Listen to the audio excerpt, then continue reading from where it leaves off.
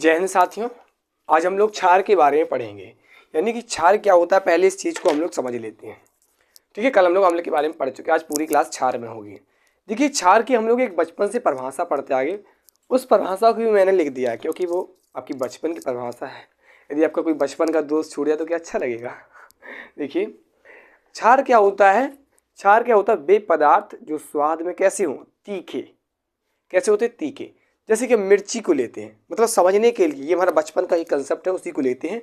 मिर्ची को जब आप खाते हैं ना तो वो मीठी लगती है ना तो वो खट्टी लगती है, वो तीखी पन लगती है, उसी को हम क्षार कहते हैं। ये हमारे बचपन की परिभाषा क्या रही, वे पदार्थ जो स्वाद में तीखे होते हैं उन्हें हम क्षार कहते हैं। इसको याद रखना, लेकिन अब आप बड़े हो गए, अगर बोर्ड में आएगी तो इसको लिखना पड़ेगा, समझे न। कॉपी चेक करने वाला कहेगा बचपना चढ़ा इसको, ठीक है। तो क्षार क्या होता है, वे पदार्थ जो स्वाद में तीखे होते हैं उन्हें क्षार कहते हैं। लेकिन क्षार की जो एक परिभाषा क्या है, वे पदार्थ जो जल में OH- आयन देते हैं। एक क्षार की परिभाषा ये क्या है, इस परिभाषा को आपको अब याद रखना पड़ेगा। वे पदार्थ जो जल में घुलने के बाद OH- आयन देते हैं उन्हें हम क्षार कहते हैं। और अम्ल में क्या होता था, जो H+ आयन देते थे उन्हें हम अम्ल कहते हैं। लेकिन क्षार में क्या होता है, जो OH- आयन देता है उसे हम क्षार कहते हैं। दिमाग में फिट कर लो, वे पदार्थ जो जल में घुलने से OH- आयन देते हैं उन्हें हम क्षार कहते हैं। ठीक है, क्षार की परिभाषा समझ में आई। यहाँ पर मैंने एक एग्जाम्पल लिया, ये हमारा एक एग्जाम्पल हमने सोडियम हाइड्रोक्साइड को लिया। ठीक है, ये साइन किसका है, उत्कीर्णीय अभिक्रिया का, साइन ऑफ रिवर्सिबल। इसको भी मैं आगे अच्छे से डिटेल से बताऊंगा।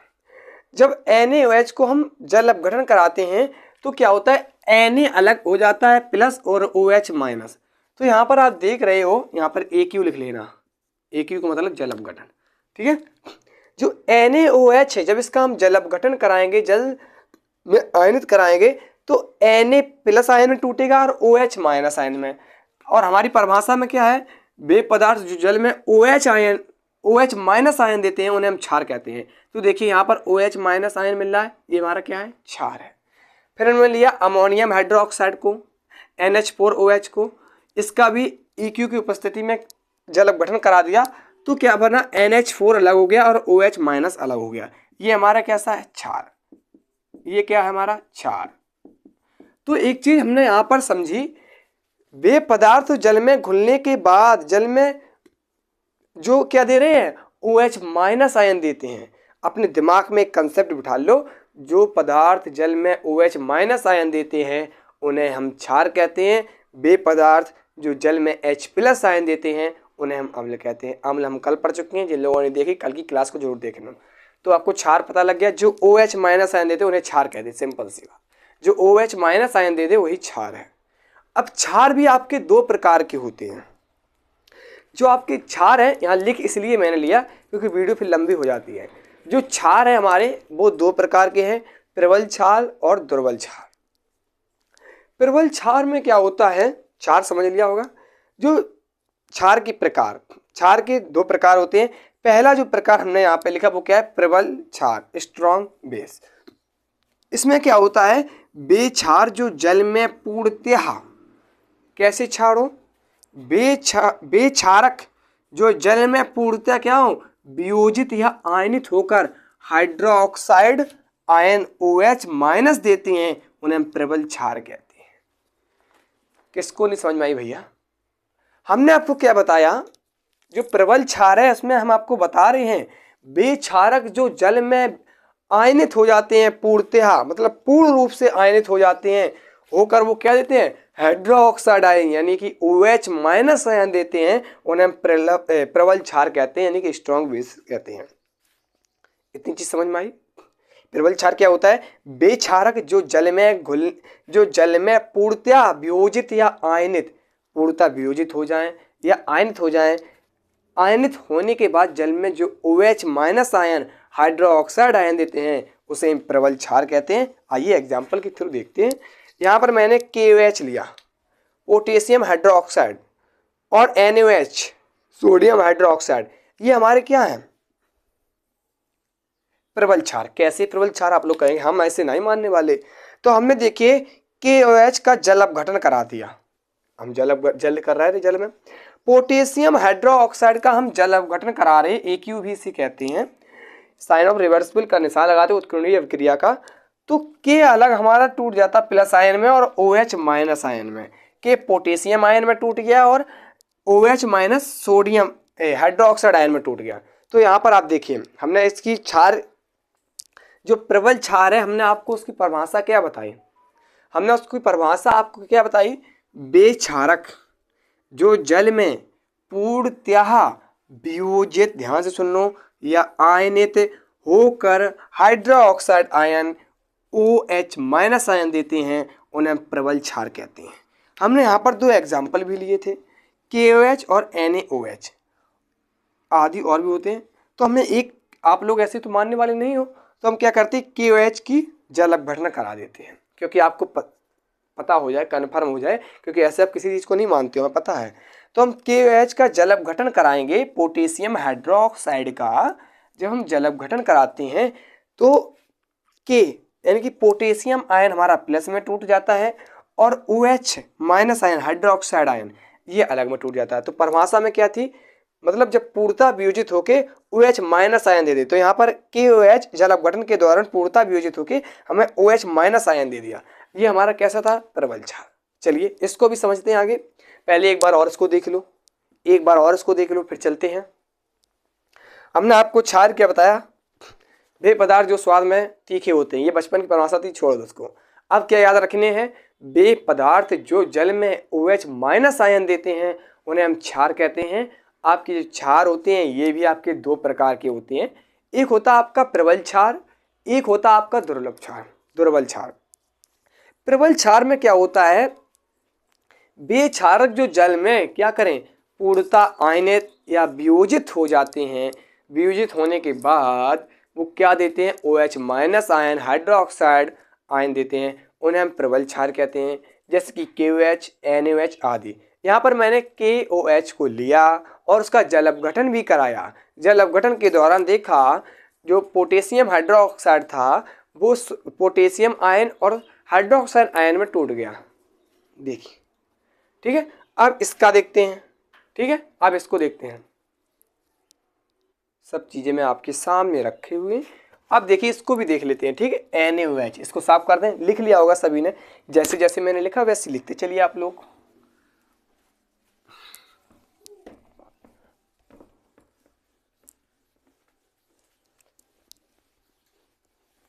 जल्दी हम लोग एक डिजिटल बोर्ड मंगा लेंगे, फिर उसी पर पढ़ाई किया करेंगे, ठीक है। अभी यही चल रहा फिलहाल में, जल्द ही आ जाएगा। आप लोगों का प्यार और सपोर्ट बना रहा तो बहुत जल्दी आ जाएगा। चलिए दूसरा एग्जाम्पल क्या था, हमें एक NaOH लिया था, सोडियम हाइड्रोक्साइड, NaOH। इसका भी हम जल अपघटन करा देंगे। जल अपघटन AQ का मतलब जल अपघटन से कराते हैं, ये साइन ऑफ रिवर्सिबल, ये आपको सब सिखाएंगे। जब इसका जल अपघटन कराएंगे तो Na प्लस में टूट जाएगा और OH माइनस आयन में, तो Na plus OH minus ion में। तो यहाँ पर आपने कुछ देखा, नोटिस किया जरूर होगा, क्योंकि एक एग्जांपल में पहले बता चुका हूँ। तो आपने क्या नोटिस किया, जब सोडियम हाइड्रोक्साइड का जल अपघटन कराते हैं तो सोडियम आयन और हाइड्रोक्साइड आयन में टूट जाता है। और जब क्षार की परिभाषा पढ़ रहे थे, प्रबल क्षार की परिभाषा पढ़ रहे थे, उसमें क्या कह रहे थे, वे पदार्थ नहीं, वे क्षारक जो जल में क्या होते हैं, पूर्णतः आयनित हो जाते हैं और OH माइनस आयन देते हैं। तो यहाँ पर मैंने जल अपघटन कराया और यहाँ पर आपको क्या देखने को मिला, पूर्णतः आयनित होने के बाद OH आपको माइनस आयन दिया। अब चलते हैं दुर्बल क्षार की ओर, ठीक है।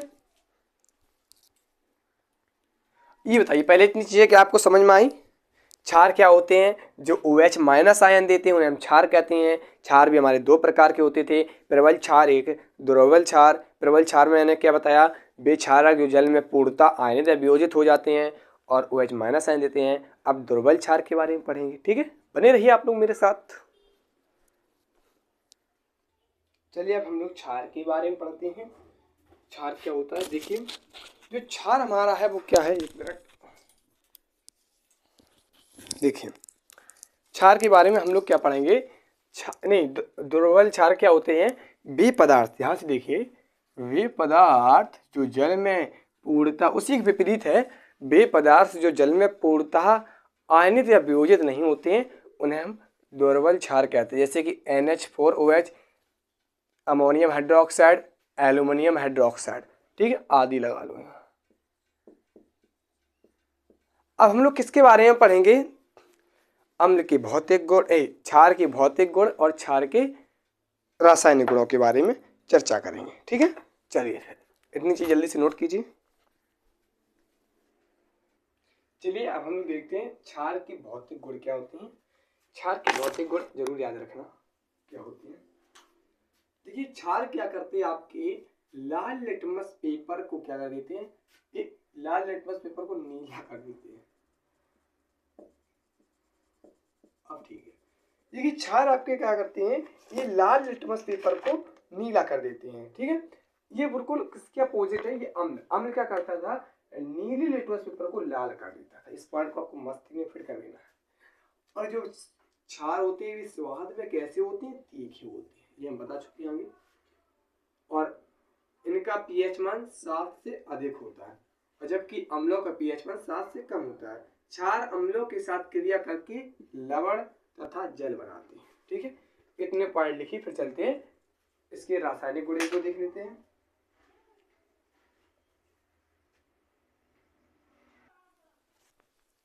ये सबसे मोस्ट इम्पॉर्टेंट है, मोस्ट इम्पॉर्टेंट इस पर डाल लेना, ये आती है। अम्ल की जब क्षार के साथ क्रिया कराते हैं तो क्या बनता है। देखिए जब अम्ल की हम क्षार के साथ क्रिया कराते हैं तो लवण और जल बनता है। वही चीज मैंने लिख रखी है, अम्ल की क्षार के साथ अभिक्रिया करा के लवण तथा जल बनते हैं। इस अभिक्रिया को हम उदासीनीकरण अभिक्रिया भी कहते हैं। उदासीनीकरण अभिक्रिया करके भी क्वेश्चन आएगा, और ऐसे भी आ सकता है अम्ल की क्षार के साथ क्रिया कराइए, तो आप क्या लिखेंगे, अम्ल की क्षार के साथ क्रिया करा के लवण तथा जल बनते हैं। इस अभिक्रिया को उदासीनीकरण अभिक्रिया भी कहते हैं। ये लिखना, लिख देना, ना लिखना यहाँ तक लिख देना। तो देखिए हमने यहाँ पर HCl लिया और इसकी क्षार से क्रिया करा दी, NaOH। HCl हमारा क्या है, अम्ल है, और NaOH क्या है, क्षार है। और हमने क्या बताया, जब अम्ल और क्षार आपस में अभिक्रिया या क्रिया करते हैं तो लवण NaCl बनता है और बाहर जल निकल जाता है। NaCl हमारा क्या है, लवण, H2O क्या है, जल। इसी प्रकार हमने H2SO4 अम्ल लिया, CaOH2 का होल ट्वाइस, कैल्शियम हाइड्रोक्साइड, ये क्या लिया हमने, आपको क्षार लिया। जब इन दोनों की क्रिया कराई तो CaSO4 बना, एक लवण है जो कि, और ये H2 हमारा जल है। फिर देखिए, फिर मैंने H2SO4 एक अम्ल लिया, पोटेशियम हाइड्रोक्साइड के साथ यानी कि क्षार के साथ क्रिया करा दी तो KHSO4 ये हमारा लवण बन गया एक, और H2O बाहर निकल गया। इतनी बात समझ में आई, बहुत इंपॉर्टेंट है, इसको अपने माइंड में फिट कर लेना। तो फिर आज दोस्तों इतना ही रखते हैं, कल की क्लास में हम लोग लवण के बारे में पढ़ेंगे, ओके। और आप लोग सपोर्ट बनाए रखिए मेरे साथ, और जिन लोगों ने अभी तक और क्लासेस देखी जरूर देखें। थैंक यू, फिर मिलेंगे नेक्स्ट क्लास में।